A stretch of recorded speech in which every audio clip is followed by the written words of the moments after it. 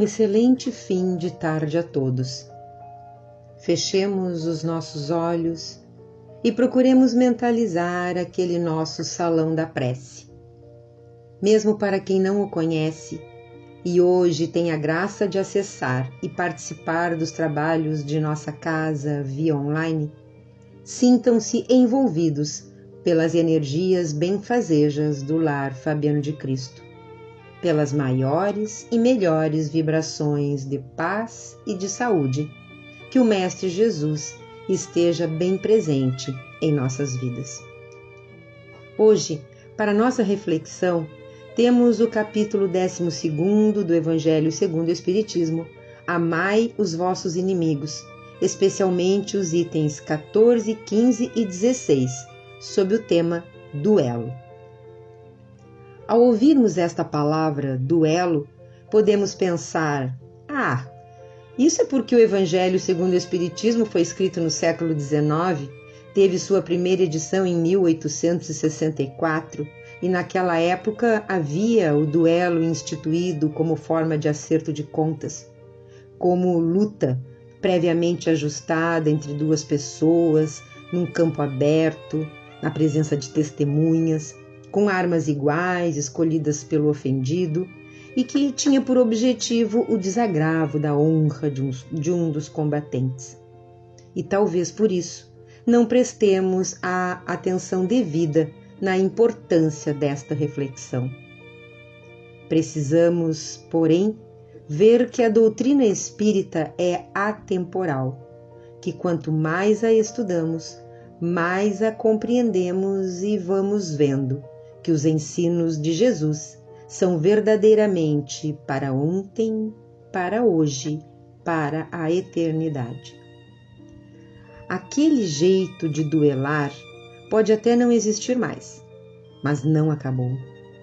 Mudaram de forma, mudaram as armas, os objetivos, mas os desacertos, as rixas continuam iguais, ou piores, porque agora existe o meio virtual, onde facilita a fala. Agora existe a fake news, e tudo pode até ser mais cruel. Em termos mundiais, ainda existe em nossos costumes muita lei de morte e de vida. Existe a pena de morte, o uso de armas e etc. Duelo é a animosidade. Casais duelam emocionalmente e ainda envolvem os filhos. Irmãos duelam pela posse de uma herança. Colegas de trabalho duelam por um cargo de chefia e por aí vai. Por isso, principalmente neste momento da nossa caminhada terrena, em que a pandemia nos fez ficar mais reclusos, em que nos vimos obrigados a conviver com familiares, amigos, companheiros de jornada, que a vida nos trouxe para perto justamente para o aprendizado do amor, em que um novo tempo nos bate à porta, precisamos refletir sobre este assunto, pois os duelos não acabaram justamente porque não acabou dentro de nós o desejo de fazer valer a nossa verdade, a verdade individual. Precisamos mudar isso para obter a graça divina e seguirmos mais leves em direção ao nosso objetivo maior, que é a evolução. O item 14, então, do capítulo 12, nos faz pensar na real importância de tirarmos a limpo uma história, uma palavra dita às vezes impensadamente ou inofensiva, um gesto, uma atitude equivocada de um irmão ou irmã. Não seria apenas uma questão de nos sentirmos com orgulho ferido? Nossa atitude em revidar seria um procedimento cristão? Jesus nos ensinou a dar a outra face, e dar a outra face nada mais é do que agir de forma diferente, agir melhor. E sendo nós o ofensor ou ofensora, não será mais honroso reconhecer as nossas faltas e espontaneamente pedir desculpas e repararmos os nossos erros, do que ficar perdendo tempo com desajustes e percalços emocionais? precisamos ter em mente que fatos ou notícias em que nos vemos envolvidos, se são falsos, cairão por si mesmos, e se forem verdadeiros, devem ficar sepultados no silêncio. Assim, quanto mais satisfação queremos tirar ou dar, pior é. Lembrei agora de um ditado popular que diz que a vingança é um prato que se come frio e pelas beiradas. Triste este sentimento, porque, na verdade, vingança é um prato que nem se deve ingerir, pois o grau de toxina é tão alto que vai nos envenenando aos poucos e pode tornar-se fatal. Mas ora menos ora nos arrependemos, e o remorso é uma dor que corrói e que levamos para a eternidade.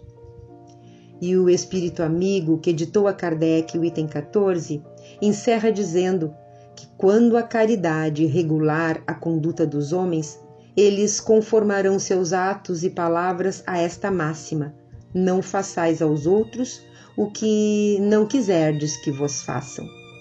Em se verificando isso, desaparecerão todas as causas de dissensões, divergências, conflitos, disputa, e com elas as causas dos duelos e das guerras, que são os duelos de povo a povo.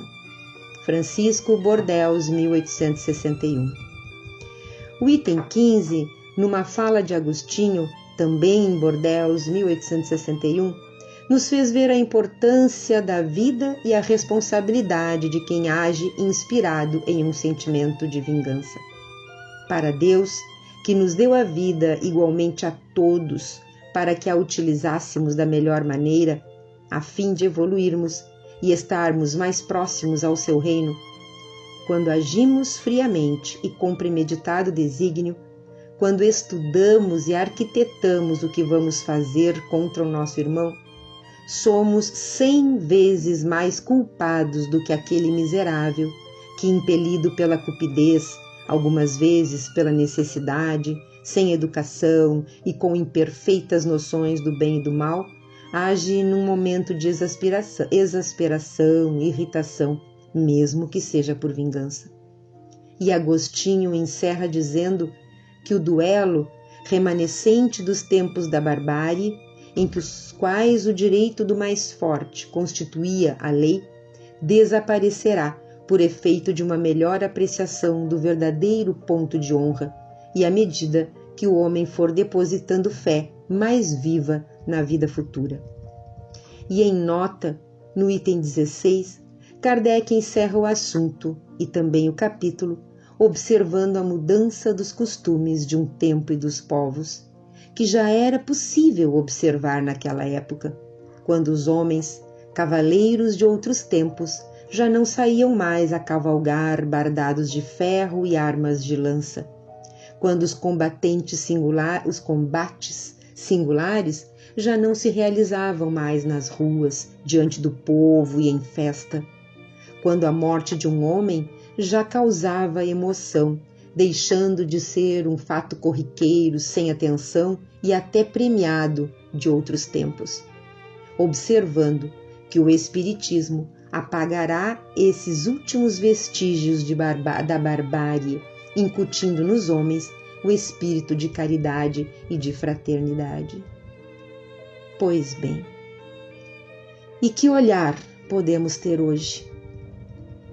Muitos dirão que estamos piores, que a humanidade não tem jeito, que o ódio e a violência são a tônica do momento, que os duelos entre os extremos religiosos e políticos estão cada vez mais acirrados e destruindo famílias, amizades, vidas, que os duelos emocionais causam tão grandes e irreversíveis prejuízos que não há jeito para mudar. Mas nós diremos que não. Envolvidos no olhar do Mestre Jesus, nós diremos que, embora lentamente, estamos evoluindo e que um dia tudo isso vai acabar, inclusive e especialmente toda essa animosidade. Nós já nos apiedamos do irmão miserável que pede auxílio na rua Existem milhares de pessoas organizadas em ONGs, auxiliando, alimentando e instruindo esses irmãos. Já começamos a nos apiedar dos animais, compreendendo que são nossos irmãos menores, em igual caminhada evolutiva, que são seres sencientes, ou seja, possuem as sensações de dor ou agonia, ou emoções como medo e ansiedade. E como é a ciência que diz isso, a lei já os reconhece como tal. Tivemos um pequeno retrocesso na liberação de caças e na liberação da compra, venda e uso de armas, mas também isso faz parte do nosso momento decisivo. Há a urgente necessidade de reforma íntima em vários aspectos, mas estamos andando. Nosso objetivo é a evolução. Nosso caminho é em direção a ela. Portanto, não podemos nos desviar dessa rota. Façamos forças para que as asperezas da jornada não nos interrompam. Toda vez que nos permitimos duelar, que nos envolvemos nessa energia, perdemos o ritmo da viagem, saímos fora da estrada. Que nosso Pai amado nos ilumine e guarde, que Jesus permaneça sempre conosco, para que mantenhamos o nosso foco no objetivo maior, fazendo com que os percalços da vida tornem-se pequenos arranhões facilmente curáveis. Que assim possa ser, que assim seja. Muita paz.